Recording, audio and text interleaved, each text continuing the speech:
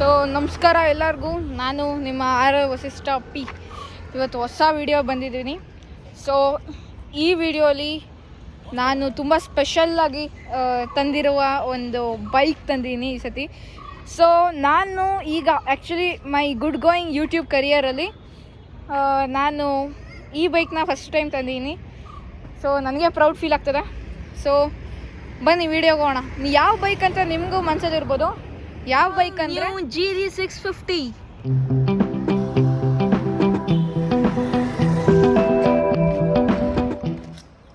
So guys, ನಾನು ಈಗ ಈ ಬೈಕ್ದು ಏನೇನು ಫೀಚರ್ಸ್ ಇದೆ ಮತ್ತು ಏನೇನು ಡಿಸ್ಅಡ್ವಾಂಟೇಜಸ್ ಇದೆ ಎಲ್ಲ ಎಕ್ಸ್ಪ್ಲೈನ್ ಮಾಡ್ತೀನಿ.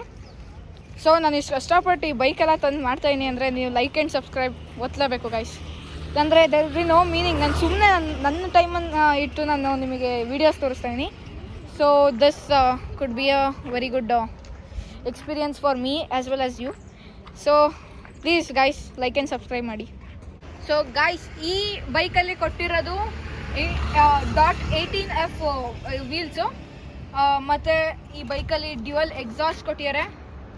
ಎರಡು ಸೈಡ್ ಡ್ಯುಯಲ್ ಎಕ್ಸಾಸ್ಟ್ ಇದೆ ಮತ್ತು ಇದು ಟೆಲಿಸ್ಕೋಪಿಕ್ ಸಸ್ಪೆನ್ಷನ್ ಇದೆ. ಫ್ರಂಟ್ ಟು ಬ್ಯಾಕು ಎರಡು ಕಡೆನೂ ಟೆಲಿಸ್ಕೋಪಿಕ್ ಸಸ್ಪೆನ್ಷನ್ ಇದೆ. ಮತ್ತು ಇದು 12.5 ಲೀಟರ್ಸ್ ಪೆಟ್ರೋಲ್ ಟ್ಯಾಂಕು. ಮತ್ತು ಇದು engine type parallel twin engine.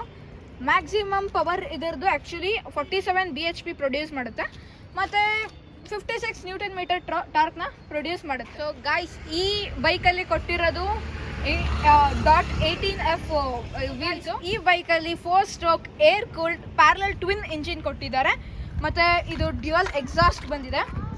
ಮತ್ತು ಇದು ಫ್ರಂಟು ಮತ್ತು ರೇರ್ ಎರಡು ಟೆಲಿಸ್ಕೋಪಿಕ್ ಸಸ್ಪೆನ್ಷನ್ ಕೊಟ್ಟಿದ್ದಾರೆ.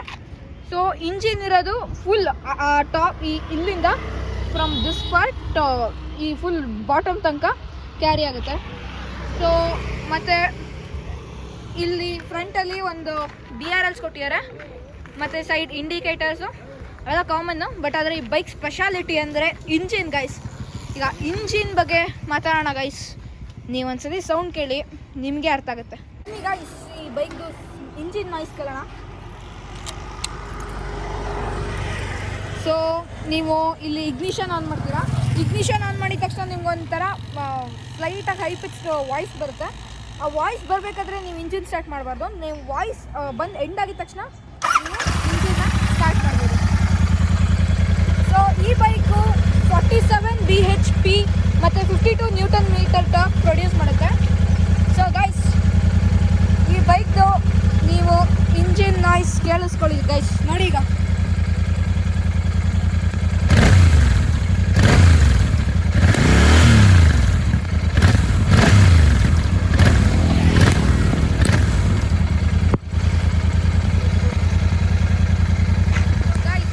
ಈ ಬೈಕ್ದು 12.5 ಲೀಟರ್ಸ್ ಫ್ಯೂಯಲ್ ಟ್ಯಾಂಕ್ ಇದೆ. ಸೊ ಗೈಸ್, ಈ ಬೈಕಲ್ಲಿ ನಿಮಗೆ 12.5 ಫ್ಯೂಯಲ್ ಕೆಪಾಸಿಟಿ ಸಿಗುತ್ತೆ. ಮತ್ತು ಈ ಬೈಕು ಕಂಪನಿ ಹೇಳ್ತಾರೆ ನೀವು 25 ಮೈಲೇಜ್ ಸಿಗುತ್ತೆ ಅಂತ.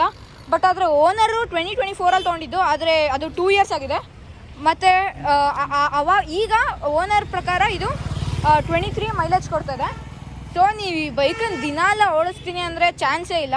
ಇದೊಳ್ಳೆ ಆನೆ ಸಾಕ್ದಂಗೆ ಮೈಲೇಜು ಸಿಗೋಲ್ಲ. ನೀವು ಸಿಟಿಲೆಲ್ಲ 18 ಕೊಟ್ಟರೆ ಹೆಚ್ಚು ಅಂತ ಅನ್ಬೇಕು. ಈ ಬೈಕಿಗೆ ಲಾಂಗಲ್ಲಿ 23 ಕೊಡ್ತಾರೆ ಅಂತ ಓನರ್ ಪ್ರಕಾರ ಓನರ್ ಹೇಳ್ತಾ ಇರೋದು ಲಾಂಗಲ್ಲಿ 23 ಕೊಡ್ತೀನಿ ಅಂತ. ಬಟ್ ಆದರೆ ನೀವು ಈ ಬೈಕನ್ನು ದಿನಾಲ ಓಡಿಸ್ತೀರಾ ಅಂದರೆ ನಾನೇ ಹೇಳ್ತೀನಿ ನೀವು ತಗೋಬಿಟ್ಟು ತೆಗಿತೀನಿ ಅಂತಂದರೆ this is good. So guys, ಈ ಬೈಕಲ್ಲಿ ಇದು ಸ್ಪೀಡೋಮೀಟರು, ಇದು ಟ್ಯಾಕೋಮೀಟರು. ಮತ್ತು ಈ ಬೈಕಲ್ಲಿ ಇನ್ನೊಂದೇನು ಸ್ಪೆಷಲ್ ಫೀಚರ್ ಅಂತಂದರೆ ಈ ಪಾರ್ಟಲ್ಲಿ ನಿಮಗೆ ಚಾರ್ಜ್ ಮಾಡೋಕೆ ಕೊಟ್ಟಿಯನ್ ಗೈಸ್. ದಿಸ್ ಪಾರ್ಟಲ್ಲಿ ಮೊಬೈಲ್ ಚಾರ್ಜ್ ಮಾಡ್ಬೋದು ನೀವು. ಸೊ ಇದೊಂದು ಸ್ಪೆಷಲ್ ಫೀಚರು. ಇದು ತುಂಬ ರೇರ್ ಬೈಕ್ಸಲ್ಲಿ ಸಿಗುತ್ತೆ. ಸೊ ಗೈಸ್, ಇದು ಇಂಡಿಕೇಟರ್ಸ್.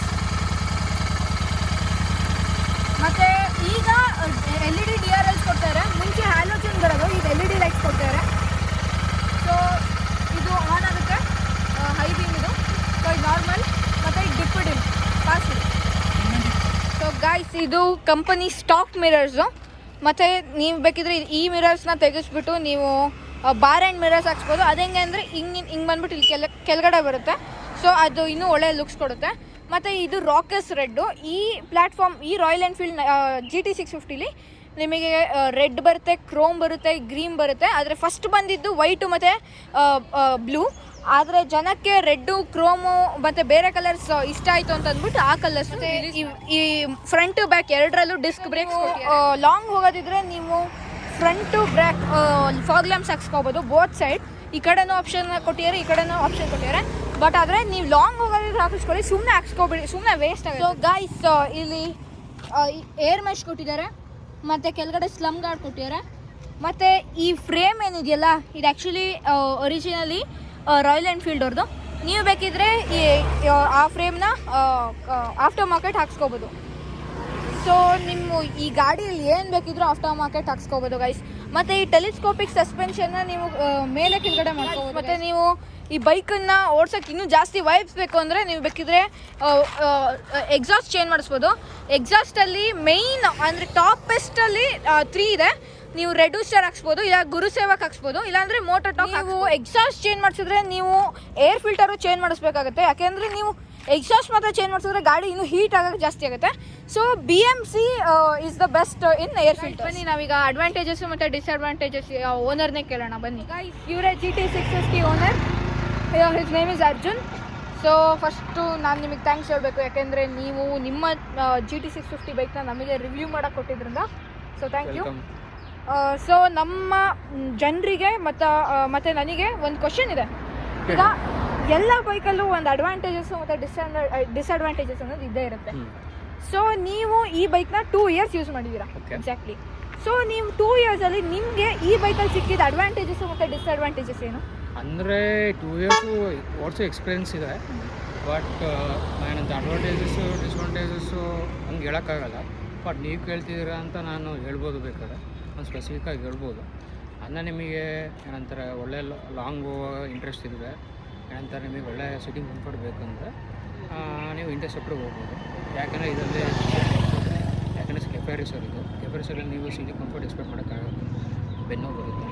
ಬಟ್ ಏನಂತಾರೆ ನಿಮ್ಗೆ ಒಳ್ಳೆ ರೋಡ್ ಪ್ರೆಸೆನ್ಸ್ ಬೇಕು, ಒಳ್ಳೆ ರೆಟ್ರೋ ಲುಕ್ ಬೇಕು, ಕೆಫೆರಿಸರ್ ಟೈಪ್ ಬೇಕು ಬೈಕ್ ಬೇಕು ಅಂದರೆ ನೀವು GT650 ಹೋಗಿ ಒಳ್ಳೆ ಗಾಡಿ ಮಾತ್ರ. ಬಟ್ ನೀವು ಇದರಲ್ಲಿ ಮೈಲೇಜ್ ಎಕ್ಸ್ಪೆಕ್ಟ್ ಮಾಡೋಕ್ಕೆ ಹೋಗಬೇಡಿ. ಯಾಕೆಂದರೆ 650 ನೀವು ಮೈಲೇಜ್ ಎಕ್ಸ್ಪೆಕ್ಟ್ ಮಾಡೋಕ್ಕಾಗಲ್ಲ. ನೀವು ಮೈಲೇಜ್ ಎಕ್ಸ್ಪೆಕ್ಟ್ ಮಾಡ್ತೀರ ಅಂದರೆ ನೀವು ಬೇರೆ ಬೈಕಿಗೆ ಹೋಗಿ. ಸೊ ಥ್ಯಾಂಕ್ ಯು ಗೈಸ್ ನಿಮ್ಮ ಸಪೋರ್ಟ್ಗೋಸ್ಕರ. ನನಗೆ ಲೈಕ್ ಮಾಡಿ, ಸಬ್ಸ್ಕ್ರೈಬ್ ಮಾಡಿ. ಈ ವಿಡಿಯೋಗೆ ಮೋರ್ ದ್ಯಾನ್ 1K ಲೈಕ್ಸ್ ಬಂದರೆ ನಾನು ನೆಕ್ಸ್ಟ್ ವಿಡಿಯೋಲಿ ಎಕ್ಸ್ಟ್ರಾಡಿನರಿ ಕಂಟೆಂಟ್ಸ್ ಅಥವಾ ಎಕ್ಸ್ಟ್ರಾ ಕಂಟೆಂಟ್ಸ್ ಅಥವಾ ಇನ್ನೂ ವ್ಯಾಲ್ಯೂಯಬಲ್ ಕಂಟೆಂಟ್ಸ್ನ ತರ್ತೀನಿ. So thank you guys. RF vs P signing out.